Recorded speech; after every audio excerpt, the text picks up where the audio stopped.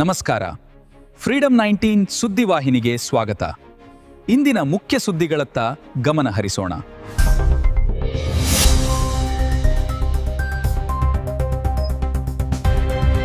ನಮಸ್ಕಾರ, ನೀವು ನೋಡ್ತಾ ಇದ್ದೀರಾ ಫ್ರೀಡಂ 19 ನ್ಯೂಸ್ ಚಾನೆಲ್. ನಿಖರ ಮತ್ತು ಪರಿಶೀಲಿತ ನಿರಂತರ ಸುದ್ದಿಗಳನ್ನ ಜವಾಬ್ದಾರಿಯುತವಾಗಿ ತಲುಪಿಸುವಂತ ವಿಶ್ವಾಸಾರ್ಹ ಸುದ್ದಿ ವೇದಿಕೆ ಫ್ರೀಡಂ 19 ನ್ಯೂಸ್ ಚಾನೆಲ್ಗೆ ತಮಗೆಲ್ಲರಿಗೂ ಆತ್ಮೀಯವಾದಂತಹ ಸ್ವಾಗತ. ಬನ್ನಿ ಇವತ್ತಿನ ಸುದ್ದಿಗಳನ್ನ ನೋಡೋಣ.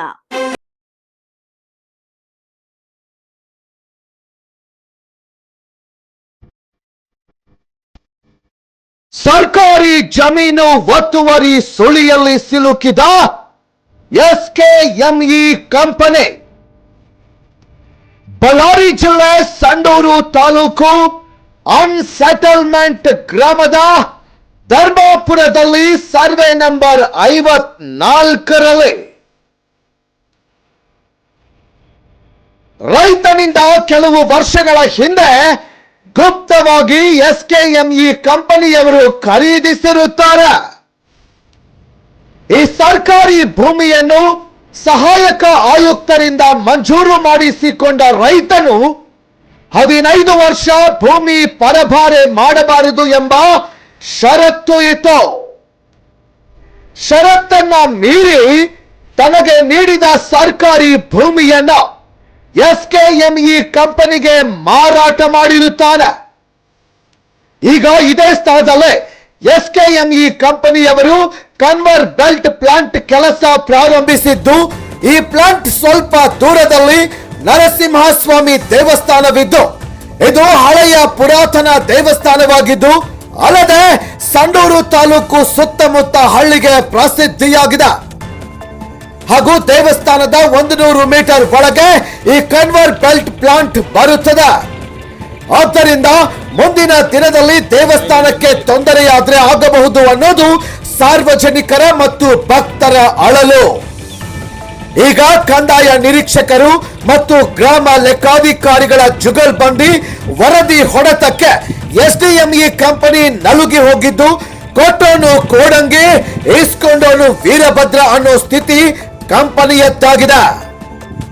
ಮುಂದಿನ ಭಾಗದಲ್ಲಿ ಎಸ್ಕೆಎಂಇ ಕಂಪನಿಯು ಮಾಡಿದ ಇನ್ನು ಅನೇಕ ಅಕ್ರಮ ಗಣಿಗಾರಿಕೆಯ ಕುರಿತು ಅತಿ ಶೀಘ್ರದಲ್ಲಿ ಎಸ್ಕೆಎಂಇ ಕಂಪನಿಯಲ್ಲಿ ದಶಕಗಳ ಕಾಲ ಕೆಲಸ ಮಾಡಿದ ಕಾರ್ಮಿಕನೊಂದಿಗೆ ಫ್ರೀಡಂ 19 ನ್ಯೂಸ್ ಸುದ್ದಿವಾಹಿನಿಯಲ್ಲಿ ವೀಕ್ಷಿಸಿ.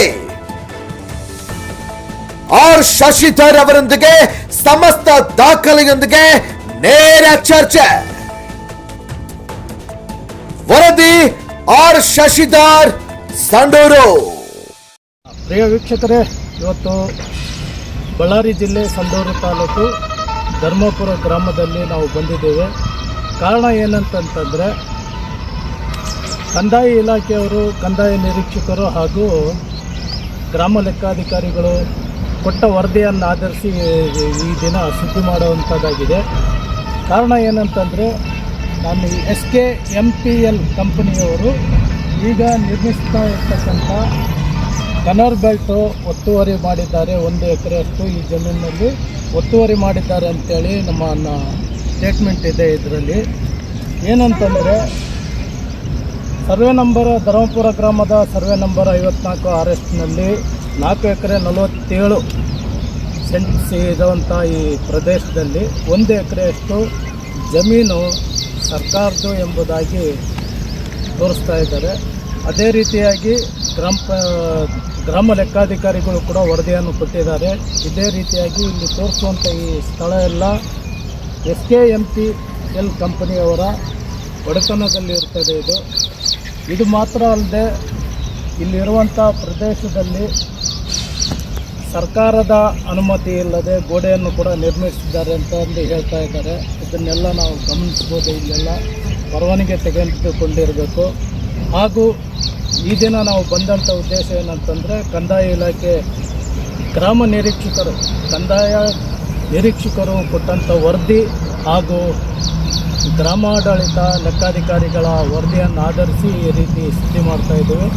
ಇದು ಮಾತ್ರ ಅಲ್ಲದೆ ಎಸ್ಕೆಎಂಪಿಎಲ್ ಅವರು ಇದು ಮಾತ್ರ ಅಲ್ಲದೆ ಇನ್ನೂ ಹಲವಾರು ಅಕ್ರಮಗಳಲ್ಲಿ ಭಾಗಿಯಾಗಿದ್ದಾರೆ ಅಂತೇಳಿ ಅವರ ಸ್ವತಃ ಕಾರ್ಮಿಕರು ಕೂಡ ನಮ್ಮ ಒಟ್ಟಿಗೆ ಮಾತಾಡಿದ್ದಾರೆ. ಅದರ ಬಗ್ಗೆ ನಾವು ಮುಂದಿನ ವಿಡಿಯೋದಲ್ಲಿ ಮುಂದಿನ ಭಾಗದಲ್ಲಿ ನಾವು ಇದರ ಬಗ್ಗೆ ವಿಸ್ತಾರವಾಗಿ ಹೇಳುವಂಥ ಪ್ರಯತ್ನವನ್ನು ಮಾಡ್ತೇನೆ. ನಮಸ್ಕಾರ. ಫ್ರೀಡಮ್ ನ್ಯೂಸ್ಗೆ ಸ್ವಾಗತ. ಆರ್ ಶಶಿಧರ್. ಕರ್ನಾಟಕದ ಪ್ರತಿಯೊಂದು ಮೂಲೆಗೂ ನಿಖರ ಮತ್ತು ಪರಿಶೀಲಿತ ಮಾಹಿತಿಯನ್ನು ಜವಾಬ್ದಾರಿಯುತವಾಗಿ ತಲುಪಿಸುವಂತ ಪ್ರಯತ್ನದಲ್ಲಿ ನಾವು ಸದಾ ನಿಮ್ಮ ಜೊತೆ. ಫ್ರೀಡಮ್ 19 ನ್ಯೂಸ್ ಚಾನೆಲ್ನ ವೀಕ್ಷಕರಿಗೆ ಧನ್ಯವಾದಗಳು. ಮತ್ತೆ ಭೇಟಿಯಾಗೋಣ ಮುಂದಿನ ಸುದ್ದಿಗಳೊಂದಿಗೆ. ನಮಸ್ಕಾರ.